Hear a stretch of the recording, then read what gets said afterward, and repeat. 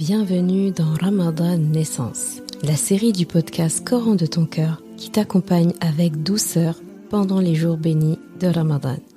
Je suis Zeynep, enseignante et éternelle étudiante du Coran. Chaque jour de ce mois béni, du lundi au vendredi, prépare-toi à voyager à travers les histoires de ton Coran, à la recherche de belles leçons de vie pour toi et tes proches.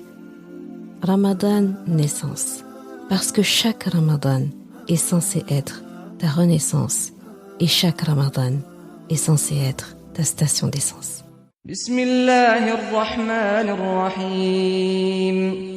قال فبما أغويتني لأقعدن لهم صراطك المستقيم ثم لآتينهم من بين أيديهم ومن خلفهم وعن أيمانهم وعن شمائلهم ولا تجد أكثرهم شاكرين.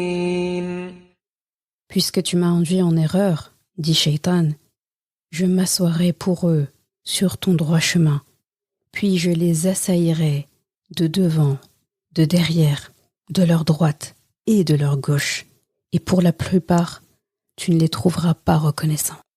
Sourate Al-A'raf, ayah 16 et 17.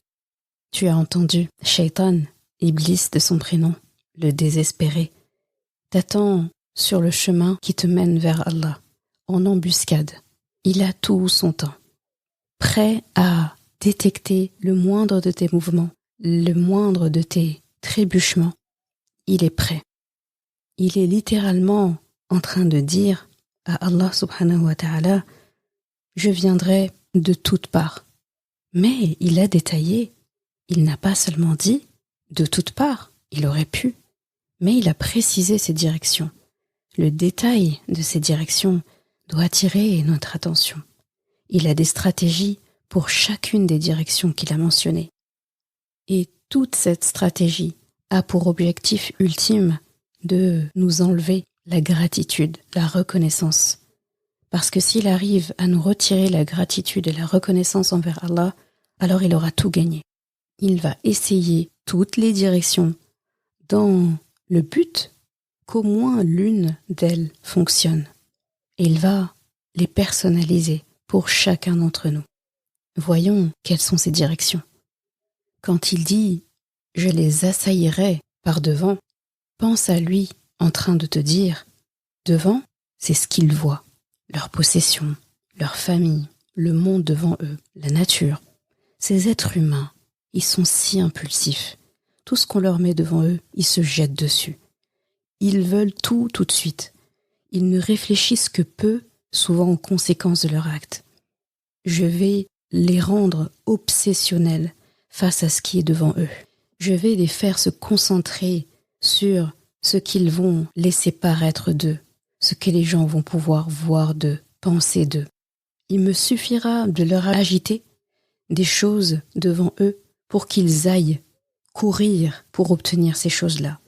Et ensuite, je ferai la même chose avec les choses suivantes et les choses suivantes. C'est connu. Ces humains, ils aiment ce qui est beau, ils aiment les belles choses. Je vais faire de sorte pour qu'ils veuillent ces choses à tout prix. Je suis un manipulateur, expert des émotions.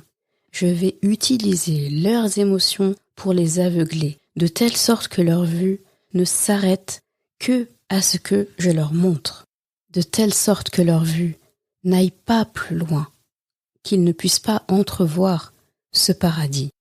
Contrairement à Allah qui fait de sorte que leur vue se porte le plus loin possible, eh bien moi je vais rendre leur regard court. Les attaquer par devant, c'est aussi les attaquer dans leur futur. Je vais tout faire pour les faire psychoter sur leur avenir. Je vais créer des inquiétudes sur leur futur. Je vais leur faire oublier que c'est Allah qui est aux commandes et que nous lui devons en réalité de la gratitude pour le chemin déjà parcouru. Ma stratégie en les assaillant par devant, c'est de les rendre pessimistes sur l'avenir. Parce que quelqu'un de pessimiste tend vers le désespoir et le désespéré ne se confient pas et ne se réfèrent pas à Allah. Ensuite, je les attaquerai par derrière. Derrière, c'est leur histoire, leur passé, leurs expériences, leur vécu. Je vais utiliser tout ça contre eux. Le passé a un impact sur quelqu'un. Par exemple, je vais leur faire culpabiliser sur leur action passée. Si ce sont des gens qui faisaient du mal avant et qui tentent de se réformer, ce sera facile. J'aurai juste à aller les voir et de leur dire « Mais t'as fait que des erreurs dans ta vie. Tu t'es toujours trompé. Pourquoi est-ce que maintenant tu ferais mieux ? Laisse tomber, c'est mort. » Pareil, avant tu étais quelqu'un de bien. Avant tu faisais le bien. Mais maintenant t'as flanché. C'est bon, tu peux plus retourner en arrière. Tu peux plus redevenir cette bonne personne que tu étais. Le péché que tu viens de faire est trop gros. Laisse tomber. Je vais les attaquer sur leur passé en remontant même vers leurs parents. Ton père, ta mère a fait ça. Ta famille a cette réputation-là. Qui est-ce que tu crois que tu es ? Qu'est-ce que tu penses que tu vas faire de différent d'eux ? C'est connu, on reproduit les erreurs du passé. L'histoire est un éternel recommencement. Seuls les acteurs changent. Ma technique sera de faire de sorte qu'ils, ces êtres humains, en veuillent toujours à Allah pour leur passé, pour qu'ils mettent la faute sur Allah comme je l'ai fait par rapport à leurs actions. En gros, je les laisserai penser et dire « Ya Allah, c'est ta faute si j'ai fait ça. Tu savais que j'allais faire cette action-là. Alors de toute façon, c'est pas ma faute, c'est la tienne. C'est ta faute, c'est toi qui m'as fait naître dans cette famille. C'est toi qui m'as fait rencontrer ces mauvaises personnes. C'est ta faute si je suis dans un pays comme ci ou un pays comme ça. » Voilà comment je les attaquerai par derrière. Et par la droite alors ? Non, par les droites. An aymanihim, plusieurs droites. Eh bien là c'est facile. Je vais passer par toutes les voies de bonnes actions qu'ils puissent imaginer. Je vais axer ma stratégie à leur faire embellir leurs propres bonnes actions. C'est facile, je vais les rendre un peu confiants, je vais les complimenter. T'as vu ce que l'autre elle a dit sur toi ? T'as vu ? T'as plutôt bien fait, hein ? Elle a tout à l'heure comment t'as récité le Coran. T'as vu, tout le monde était ému. Top, c'est bien. Je vais leur faire oublier pour qui, à la base, ils ont fait ces bonnes actions. Et puis, je vais aller plus loin. Je vais faire de sorte que ces êtres humains qui font du bien commencent à regarder les autres qui ne le font pas ou qui n'ont pas atteint le même degré qu'eux. Je vais les faire regarder les autres de haut. Je vais également leur apprendre à utiliser le bien contre les gens. Par exemple, à dire la vérité à quelqu'un. C'est bien de dire la vérité, mais sur un ton méchant, à un moment peu propice, tout à fait le contraire d'une parole qui est sadida, pertinente. Je vais leur apprendre à même utiliser le Coran pour servir leurs intérêts. Par exemple, en prenant des versets du Coran sortis de leur contexte, juste pour qu'ils puissent gagner leur débat quand ils discutent avec des gens et qui veulent avoir raison. Je vais même leur apprendre à être convaincus qu'ils font du bien, que ce sont des êtres de bien et que leur seule motivation finalement c'est de faire le bien après tout. Je vais tout faire pour leur faire perdre le sens des priorités. Je vais leur enseigner à être gentils à l'extérieur et mauvais chez eux, à l'intérieur. Je vais leur apprendre par exemple à acheter des cadeaux, à dilapider de l'argent qu'Allah leur donne alors qu'ils sont endettés et qu'ils doivent rendre de l'argent à quelqu'un. Et pire que ça, je vais faire pire que tout ça. Je vais leur apprendre à définir par eux-mêmes ce qui est bien et à se convaincre qu'ils font toujours le bien, qu'ils font toujours de leur mieux, jusqu'à ce qu'ils arrivent à un point où faire le bien pour eux se résume à aller à la chasse à toutes les erreurs que font les autres. Je vais les faire se concentrer sur les erreurs et les actions des autres. Je vais leur apprendre à traiter n'importe qui et à tout va d'égaré, à critiquer des membres de leur propre communauté, juste parce que ces gens-là ne font pas comme eux. Je vais leur apprendre à faire des mises en garde les uns contre les autres. Et ainsi, ils perdront leur vrai objectif.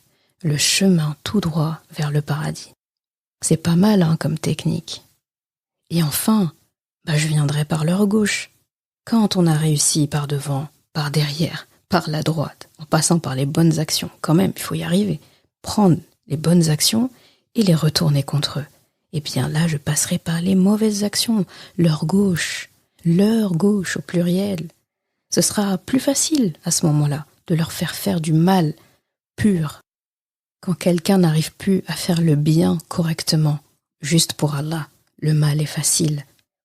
Je vais les travailler au corps pour leur retirer le sentiment de regret quand ils font du mal. Parce que si il leur reste du regret, il leur restera de l'espoir. Et l'espoir, chez ces êtres humains, ça ne m'arrange pas. Je vais leur apprendre petit à petit à se rapprocher du mal. Partout où Allah leur a demandé de ne pas s'approcher, je vais leur faire un pas, puis un autre, et ils tomberont tout seuls dans le panneau. Je vais faire de sorte qu'ils franchissent les limites. Je vais leur embellir le mal. Et mieux que ça, je vais leur faire du mal aux autres. Et je vais pousser le vice plus loin. Je vais leur faire aimer le fait de faire du mal aux autres, alors que cette chose-là ne leur fait même pas de bien à la base, comme médire sur quelqu'un, jalouser quelqu'un. Qui a ressenti un jour du bien, un bien-être intérieur, après avoir parlé derrière quelqu'un, ou menti sur quelqu'un, ou jalousé quelqu'un? Personne. Je vais les rendre perdants sur les deux fronts. Et enfin, je vais leur faire oublier leur propre valeur, parce que celui qui a conscience de sa valeur se respecte trop pour faire le mal, et il se respecte trop pour rendre la vie des autres malheureuse. Voici comment je viendrai de toutes parts vers cet être humain. Tu as entendu toi-même. C'est ça la stratégie de Shaitan. Il vient de toutes parts. Mais il y a quelque chose qu'il n'a pas mentionné dans ses menaces, dans son discours à Allah. C'est deux directions qu'il n'a pas mentionnées. Il a parlé de devant et derrière, de droite et de gauche. Mais il nous manque quelque chose pour que ce soit complet. Il n'a pas mentionné le haut. Il n'a pas mentionné le bas. Et ça, c'est impossible qu'il ait pu le mentionner. Tu vas voir tout de suite pourquoi. En bas, c'est la terre, là où on se positionne, avec notre tombe sous nos pieds. En haut, c'est le ciel, c'est le retour vers Allah, c'est le paradis qu'on a recherché toute notre vie à retrouver. C'est ça l'ultime vérité, le haut et le bas. Le haut et le bas, ça ne te rappelle rien? Tu te souviens de la corde d'Allah, fermement tendue du ciel vers la terre? Eh bien, Iblis, le désespéré, ne sait pas faire avec cette corde. La leçon que je veux que tu emportes avec toi en ce jour de Ramadan, c'est que quand tu es assailli de toutes parts, que l'ennemi te fonce dessus, par devant. Regarde, retourne-toi. Il arrive par derrière. À droite, il est en train de courir. À gauche, il est déjà tout près. Eh bien, quelle est la seule issue qui te reste? L'issue de secours. Monter là-haut, saisir cette rampe rapidement. Cette rampe qui descend vers toi, qui semble descendre vers toi au moment où c'est trop tard et au moment où tu en as vraiment besoin. Tu sais quand la chose arrive, quand tu en as besoin. Cette voie de secours, elle te vient d'Allah. Et c'est ton Coran. Viser haut quand tu es assailli, c'est la seule issue possible. Et cette issue, c'est ton Coran. Qu'Allah fasse du Coran notre meilleur ami, notre meilleur compagnon, notre rempart contre le désespoir, inspiré par un désespéré. Je te dis à demain pour une nouvelle histoire de Ramadan naissance.